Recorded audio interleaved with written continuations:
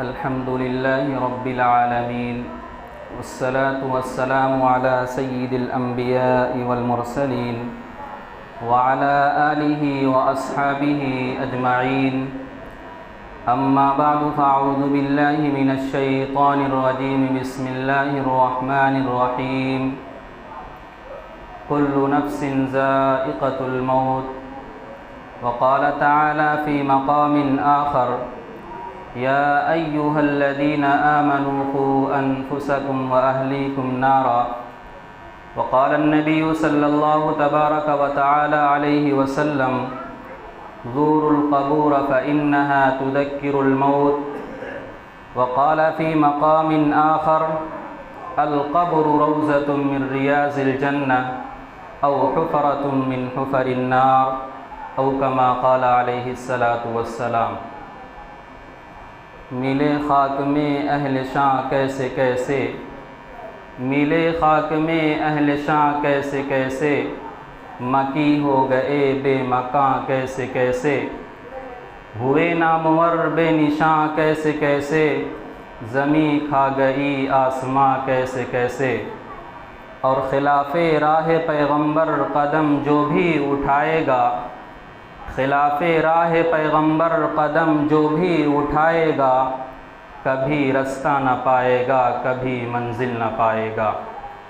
معزز سامعین کرام اور بزرگان دین، نماز جمعہ ادا کرنے والے اسلامی بھائیوں، بہت ہی خوشی اور مسرت کی بات ہے کہ آج میں اس مسجد میں پہلی مرتبہ میری حاضری ہو رہی ہے، وہ بھی میرے محبوب عزیز دوست جناب مولانا شاہد بستوی صاحب کے ذریعے سے یہاں پر میری آمد ہوئی ہے. دعا کریں اللہ رب العزت مجھ ناچیز سے کچھ ایسی بات کہلوائے جو میرے لیے بھی فائدہ مند ہو اور آپ حضرات کے لیے بھی فائدہ مند ہو. تو میرے عزیز بھائیوں، دنیا میں ایک ایسی چیز ہے جس میں کسی کا بھی اختلاف نہیں ہے. لوگوں کا ہر چیز کے اندر کسی نہ کسی چیز کے بارے میں کسی نہ کسی بات میں اختلاف ہو جایا کرتا ہے. اگر کوئی کہے کہ اللہ ایک ہے تو بہت سے لوگ کہتے ہیں کہ نہیں اللہ دو ہے. اسی طریقے سے اگر یہ کوئی کہے کہ قیامت آئے گی تو بہت سے لوگ یہ کہتے ہیں کہ قیامت نہیں آئے گی. لیکن میرے عزیز دوستو، ایک ایسی چیز ہے جس کے بارے میں کسی کا بھی کوئی اختلاف نہیں ہے، اور وہ چیز کیا ہے؟ ہم اور آپ اس کا مشاہدہ کرتے رہتے ہیں اور دیکھتے رہتے ہیں اور اس چیز میں، اس شے میں شریک بھی ہوتے رہتے ہیں اور جا کر ادا بھی کرتے رہتے ہیں. وہ چیز ہے موت. موت ہی ایک ایسی چیز ہے میرے عزیز دوستو کہ چاہے وہ مسلمان ہو، اس کا اس بات پر اتفاق ہے کہ موت آئے گی. اسی طریقے سے اگر وہ غیر مسلم ہے، اس کا بھی اس بات پر اتفاق ہے کہ ہماری موت آئے گی. اگر وہ عیسائی ہے، اس کا بھی اس بات پر یقین ہے، اتفاق ہے کہ ہاں میری موت آئے گی. لیکن جب اس بات پر ہم سب کا پورا اتفاق ہے، یقین ہے کہ ہماری موت آئے گی، تو کیا ہم نے اس کے لیے کچھ تیاری کر رکھی ہے یا نہیں؟ اگر دیکھا جائے اور غور کیا جائے تو یقین مانو ہم نے موت کے لیے یعنی مرنے کے لیے کوئی تیاری کر رکھی نہیں ہے. میں ایک مثال دیتا ہوں. آپ کے گھر پر کوئی مہمان آوے تو آپ اس مہمان کی آمد سے پہلے نہ جانے کیا کیا چیزیں انتظامات کرتے ہیں. اس کے لیے توشے لاتے ہیں، اس کے لیے میٹھا لاتے ہیں، تاکہ وہ مہمان جب میرے گھر کو آ جاوے تو ہم اس کے سامنے اس تمام چیزوں کو اس کے سامنے پیش کریں. وہ کس لیے؟ وہ اس لیے پیش کریں تاکہ وہ مہمان جب ہمارے سامنے ہمارے گھر پہ آ جاوے، اگر ہم اس کے سامنے کوئی چیز نہیں رکھیں گے، کوئی سامان نہیں پیش کریں گے کھانے پینے کی، تو ہماری بے عزتی ہوگی، ہماری ذلت ہوگی، ہماری رسوائی ہوگی. ایک تھوڑی سی چیز کے لیے دنیا کی رسوائی کے لیے، دنیا کی عزت اور ذلت کے لیے ہم نے اتنی ساری کوشش کرتے ہیں، اتنے سارے انتظامات کرتے ہیں، تو کیا اس موت کے لیے ہم نے کچھ انتظامات کیے ہیں یا نہیں؟ آج دنیا میں تو 4 10 5 افراد کے سامنے ہماری بے عزتی ہوگی، ذلتی ہوگی، ہماری رسوائی ہوگی، لیکن کل قیامت کے دن جب میدان محشر ہوگا، قیامت برپا ہوگا اور پورا عالم وہاں پر موجود ہوگا، انسان بھی ہوں گے، جن بھی ہوں گے، حتیٰ کہ ساری مخلوقات، اللہ رب العزت نے جتنی مخلوقات پیدا کیے ہیں سب وہاں پر موجود ہوں گے، اور وہاں پر جب ہمارے نامہ اعمال کو کھولا جائے گا، ہمارے رجسٹر کو اوپن کیا جائے گا اور اس کو کھولا جائے گا اور دیکھا یہ جائے گا کہ فلاں شخص نے کیا اعمال کیا ہے، کیا نہیں کیا ہے، آیا یا اس شخص نے اچھے اعمال کیے ہیں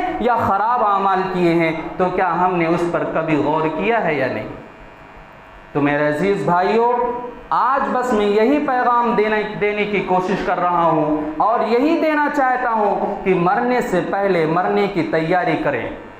حضرت علی رضی اللہ تعالی عنہ کا قول ہے، یہ بہت بڑے صحابی ہیں جنہیں باب العلم کا درجہ دیا گیا۔ اللہ کے نبی صلی اللہ علیہ وسلم نے فرمایا کہ حضرت علی علم کا دروازہ ہیں۔ یہ فرماتے کیا ہیں کہ جو شخص جب وہ نماز پڑھے تو یہ غور کرے، یہ سوچ کر نماز پڑھے کہ شاید میری آخری نماز ہو۔ اسی طریقے سے حضور پرنور صلی اللہ علیہ وسلم نے ارشاد فرمایا، اذا اصبحت فلا تنتظر المساء وَإِذَا أَمْسَيْتَ فَلَا تَنْتَظِرُ الصَّبَاحَ وَعَدَّ نَفْسَكَ مِنَ الْأَمْوَاتِ۔ حضور پرنور صلی اللہ علیہ وسلم فرماتے ہیں کہ جب کوئی شخص صبح کرے تو انتظار اس بات کا نہ کرے کہ میری شام ہوگی، یعنی میں کہ شام تک زندہ رہوں گا، اور اسی طریقے سے اگر کوئی شخص جب شام کرے تو اس بات کا انتظار نہ کرے کہ میری صبح ہوگی، کیونکہ اس کی موت آنی ہے۔ ہر وقت، ہر لمحہ، ہر سیکنڈ ہر شخص یہ فکر مند رہے کہ مجھے مرنا ہے اور مر کر مجھے اللہ رب العزت کے سامنے حاضر ہونا ہے۔ آپ کتابوں کا مطالعہ کریں، آپ کتابوں کو پڑھیں تو اس میں بہت سے ایسے بڑے بڑے انبیاء علیہم السلام اس دنیا سے گئے۔ اسی طریقے سے حضرت سلیمان علیہ السلام کے بارے میں کتابوں میں لکھا ہے کہ حضرت سلیمان علیہ السلام اتنے بڑے جلیل القدر پیغمبر ہیں، رسول ہیں کہ اللہ رب العزت نے ان کو بہت بڑی حکومت عطا فرمائی تھی۔ ان کا جب وقت آتا ہے، موت کا وقت آتا ہے، تو کیا ہوتا ہے؟ غور سے سنیں اور توجہ سے سنیں اور عبرت لینے کی کوشش کریں۔ حضرت سلیمان علیہ السلام کا جب وقت آ جاتا ہے موت کا، تو اس وقت حضرت سلیمان علیہ السلام جو بیت المقدس مسجد ہے جس کو ہم جانتے ہیں، یعنی کہ وہ ہمارا پہلا قبلہ تھا، بعد میں ہمارا قبلہ بیت الحرام ہوا، یعنی کہ کعبۃ اللہ ہوا، پہلے ہمارا قبلہ بیت المقدس تھا۔ تو بیت المقدس کی ابھی تعمیر ہو رہی تھی، ابھی کام ہی چل رہا تھا، پوری مسجد مکمل بن کر تیار نہیں ہو چکی تھی۔ اسی دوران فرشتہ اللہ کے نبی صلی اللہ علیہ وسلم، اللہ کے رسول حضرت سلیمان علیہ السلام کے سامنے حاضر ہوتا ہے، پیش ہوتا ہے اور عرض کرتا ہے کہ اے اللہ کے پیغمبر، آپ کا آخری وقت آ چکا، اب آپ کو اس دنیا سے جانے کا وقت آ چکا ہے، لہٰذا آپ چلیں۔ تو حضرت سلیمان علیہ السلام فکر مند ہو جاتے ہیں، پریشان ہو جاتے ہیں اور عرض کرتے ہیں کہ اے فرشتے، ابھی تم دیکھ رہے ہو کہ بیت المقدس کی تعمیر ہو رہی ہے اور بیت المقدس پورا مکمل تعمیر بھی نہیں ہوا ہے، ابھی کچھ ہی چیزیں بنی ہوئی ہیں اور ساری چیزیں باقی ہے، اور تم میری جان لینا چاہتے ہو۔ بھلا بتاؤ، اگر میری روح چلی جاتی ہے اور میں اس دنیا سے چلا جاتا ہوں تو یہ بیت المقدس کیسے تعمیر ہوگا؟ تو غیب سے آواز آتی ہے، ندا آتی ہے، اور یہ آواز آتی ہے کہ اے پیغمبر، اے رسول، اے نبی، تم موت کا بہانہ کیوں بناتے ہو؟ تم اس بات کا بہانہ کیوں بنا رہے ہو کہ بیت المقدس ابھی تعمیر نہیں ہوئی ہے؟ لہٰذا تم بہانہ مت بناؤ، اور تمہارا وقت آ چکا ہے، تمہارا وقت آ چکا ہے، تم دنیا سے چلے آؤ گے اور بیت المقدس کی تعمیر کرانا ہماری ذمہ داری ہے۔ لہٰذا کیا ہوتا ہے، حضرت سلیمان علیہ السلام کی جان نکال لی جاتی ہے، روح قبض کر لی جاتی ہے۔ کلام پاک میں آیا ہے اذا جاء اجلهم لا يستاخرون، کہ جب موت کا وقت آ جاتا ہے تو کوئی ایک سیکنڈ پیچھے نہ ایک سیکنڈ آگے، اسی وقت متعینہ پر آپ کا وقت آئے گا۔ اسی طریقے سے اگر تم مضبوط قلعوں کے اندر بھی بند ہو جاؤ تب بھی تمہیں موت آئے گی۔ تو حضرت سلیمان علیہ السلام کا انتقال ہو جاتا ہے، روح قبض کر لی جاتی ہے، پھر بھی اللہ رب العزت اپنے ذریعے سے اس بیت المقدس کی تعمیر مکمل ہوتی ہے۔ تو میرے عزیز دوستو، اس واقعے سے یہ پتہ لگایا جا سکتا ہے کہ موت کا کوئی بھروسہ نہیں، موت کا کوئی ٹھکانہ نہیں، کب آ جائے اور کیسے آ جائے۔ اسی طریقے سے حضرت مریم علیہ السلام کے بارے میں کتابوں میں لکھا ہے کہ وہ ایک ہی دن روزے سے تھی اور روزے کی حالت میں ایک پہاڑ پر چڑھی ہوئی تھی، کوئی کام کے ذریعے سے گئی ہوئی تھی، اور اچانک ایک فرشتہ نمودار ہوتا ہے، آدمی کی شکل میں ظاہر ہوتا ہے، اور اس کو دیکھ کر بی بی مریم علیہ السلام کہتی ہیں کہ اے انسان تو کون ہے کہ تیری آواز سے میرا دل پھٹ گیا اور تیری آواز سے میں کانپ رہی ہوں۔ تو وہ فرشتہ کہتا ہے کہ میں وہ انسان ہوں جو لوگوں کو جدا کر دیتا ہوں، جو ایک دوسروں کو الگ کر دیتا ہوں، جو بیوی بچوں کو علیحدہ کر دیتا ہوں، یعنی کہ میں موت کا فرشتہ ہوں۔ تو حضرت مریم علیہ السلام کہتے ہیں کہ اے فرشتے تم تھوڑی دیر مجھے مہلت دو، حضرت عیسیٰ علیہ السلام کہیں کو گئے ہیں، وہ آ جائیں پھر ہماری روح قبض کر لی جائے۔ تو فرشتہ کہتا ہے کہ نہیں، جس وقت میں مجھے موت یعنی روح کو قبض جان نکالنے کا وقت مجھے حکم دیا جاتا ہے، میں اسی وقت میں نکالتا ہوں، اس سے ایک منٹ پیچھے اور ایک سیکنڈ آگے نہیں ہوتا ہوں۔ لہذا حضرت مریم علیہ السلام کی بھی موت ہو جاتی ہے۔ تھوڑی دیر کے بعد حضرت عیسیٰ علیہ السلام گھر کو آتے ہیں اور دیکھتے کیا ہے کہ حضرت مریم علیہ السلام اللہ رب العزت سے جا ملے۔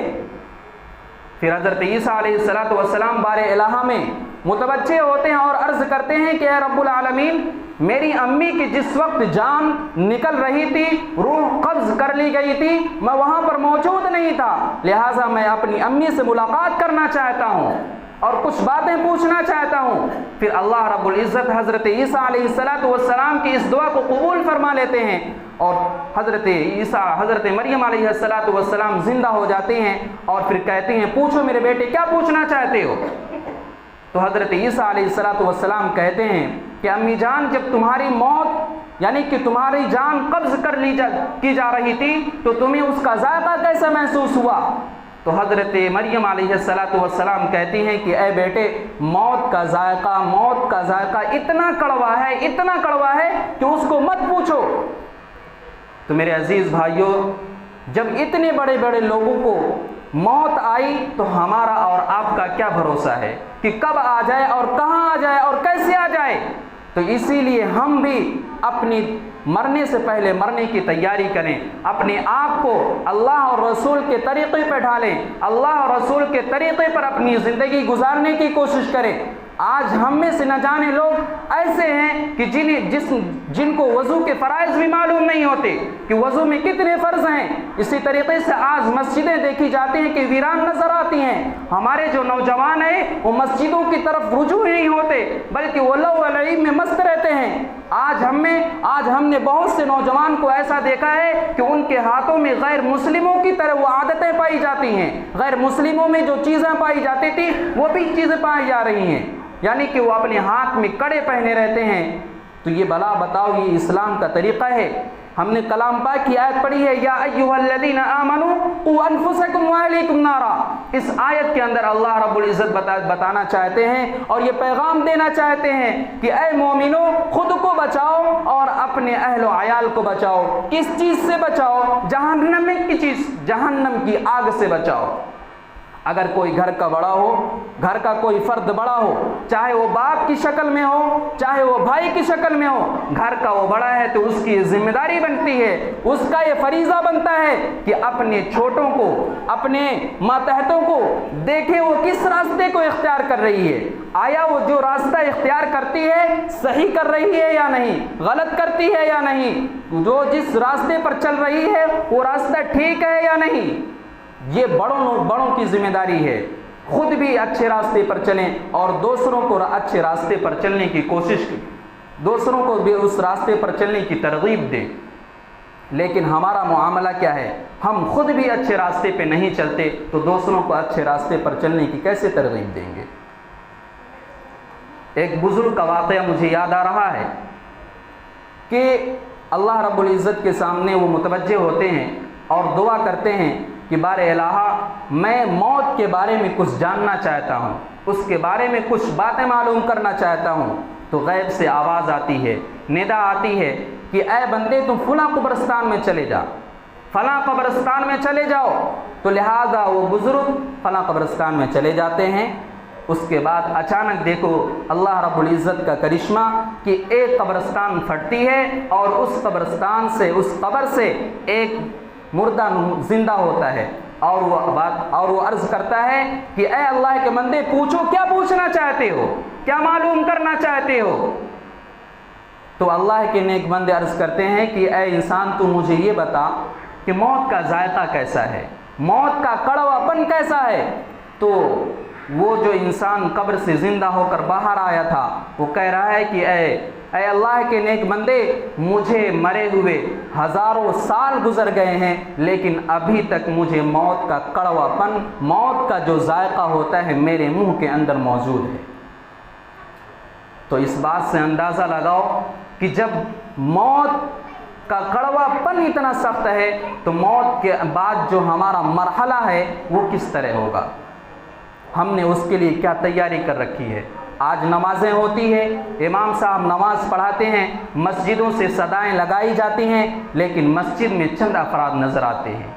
ظہر کی اذان ہو چند افراد نظر آئے، اسی طریقے سے عصر کی اذان ہو چند افراد نظر آئے، مغرب کی اذان ہو چند افراد نظر آئے۔ آج جمعہ کا دن ہے، الحمدللہ مسجد بھری ہوئی نظر آ رہی ہے۔ اسی طریقے سے پانچوں وقت اگر مسجدیں بھری ہوئی ہوں، مسجدیں بھری ہوئی ہو تو اللہ رب العزت کا کتنا بڑا کرم ہم پر ہوگا اس کا کوئی اندازہ نہیں لگایا جا سکتا۔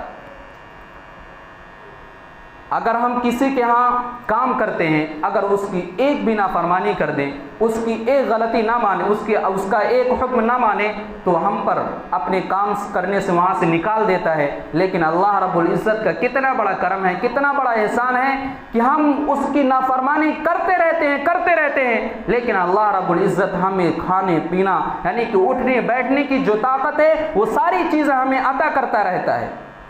یہ اللہ رب العزت کی بہت بڑی نعمت ہے۔ تو لہٰذا ہمیں 5 وقت نماز پڑھنے کی عادت ڈالنی چاہیے۔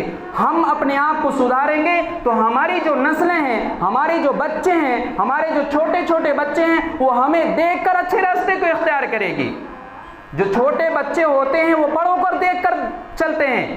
اگر بڑا سیدھے راستے پر چل رہا ہے تو چھوٹا جو اس کی قوم ہے، جو اس کے بچے ہیں، جو اس کی بیوی بچے ہیں، وہ اسی بڑے کو دیکھ کر راستہ اختیار کرتی ہے۔ تو لہٰذا آج میں امید کرتا ہوں کہ ہم میں سے جو بڑا ہے، ہم میں سے جو گھر کا بڑا ہے، وہ اپنے آپ کو سیدھے راستے پر لانے کی کوشش کرے اور اپنے اہل و عیال کو اپنے اہل و عیال کو جہنم کی آگ سے بچانے کی کوشش کرے۔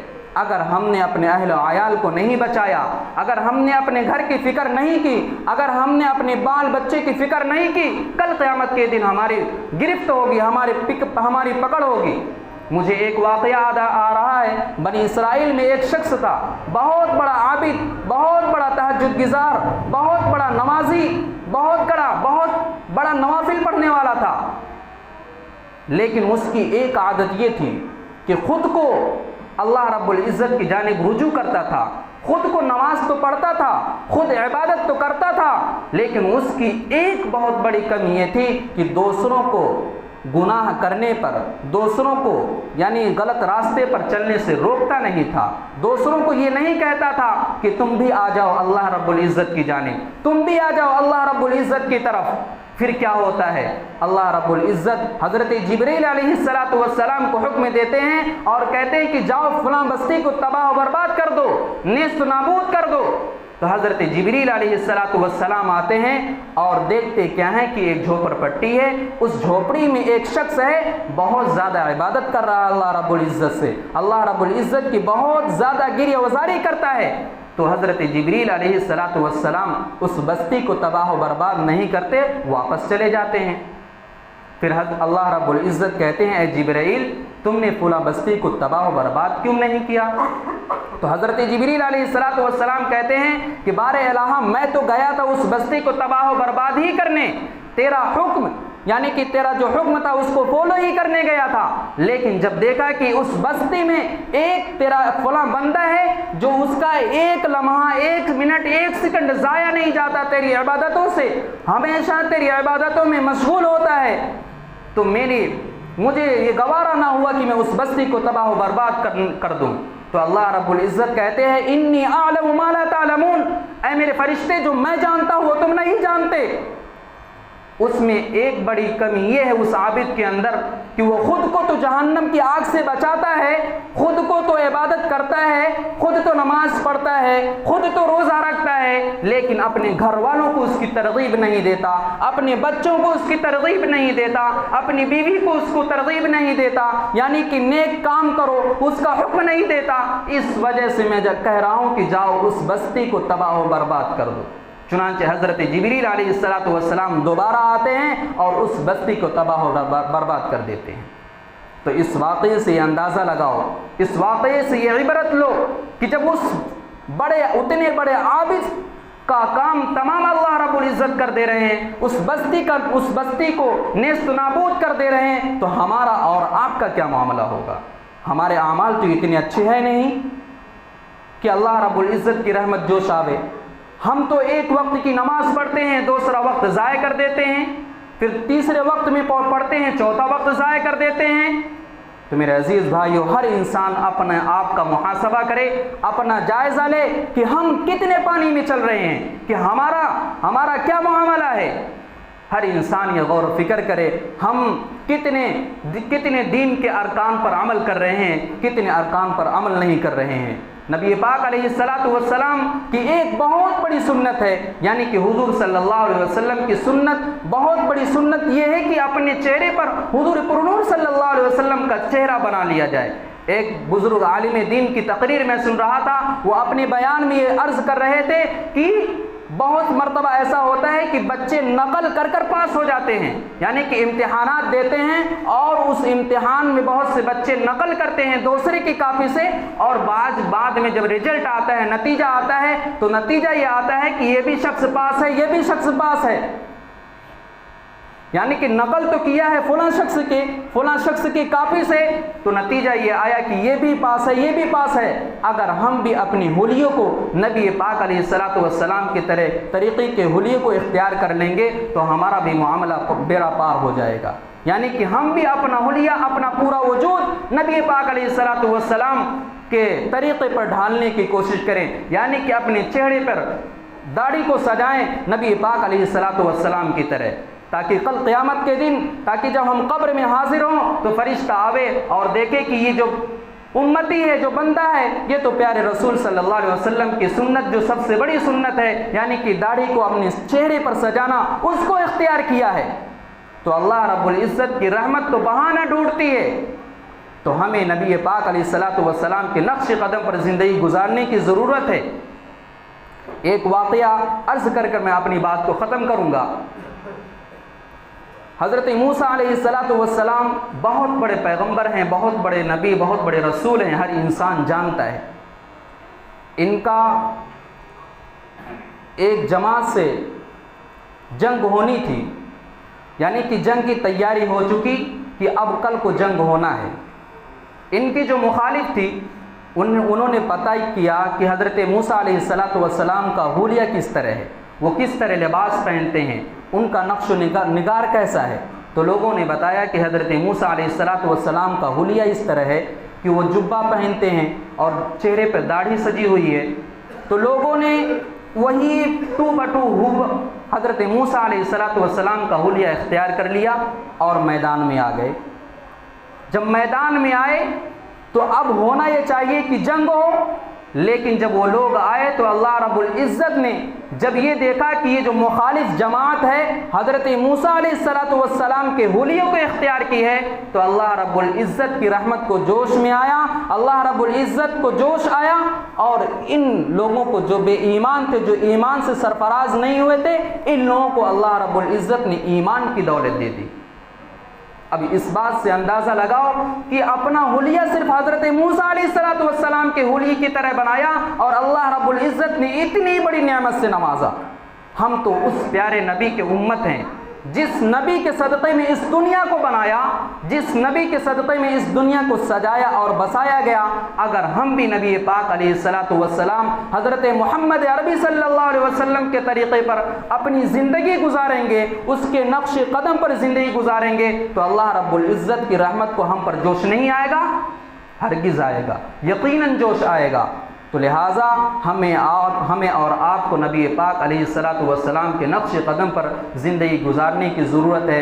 حضور پرنور صلی اللہ علیہ وسلم نے جتنے بھی اعمال بتلائے ہیں کہ یہ کام کرو گے صحیح ہے، یہ کام کرو گے غلط ہے، اہدنا الصراط المستقیم پر چلو گے تو کامیابی ہے، اس کے علاوہ اگر کسی بھی راستے کو اختیار کرو گے تو ناکامی ہے۔ اللہ رب العزت مجھے بھی اور آپ سب کو بھی عمل کرنے کی توفیق عطا فرمائے۔ آگاہ اپنی موت سے کوئی بشر نہیں، سامان 100 برس کا پل کی خبر نہیں۔ اس لیے میرے عزیز بھائیوں، ہمیں مرنے سے پہلے مرنے کی تیاری کرنی ہے اور اپنے اہل و عیال کو جہنم کی آگ سے بچانا ہے، خود کو بھی بچانا ہے اور دوسروں کو بچانا ہے۔ اگر یہی عمل میرے اندر بھی آ جاوے اور آپ سب کے اندر بھی آ جاوے تو ہمارا معاشرہ بھی سدھر سکتا ہے، ہمارا گاؤں بھی سدھر سکتا ہے، ہمارے گھر کی زندگی جو ہے وہ بھی سدھر سکتی ہے۔ اللہ رب العزت مجھے بھی اور آپ سب کو بھی عمل کی توفیق عطا فرمائے۔ وآخر دعوانا الحمدللہ رب العالمین۔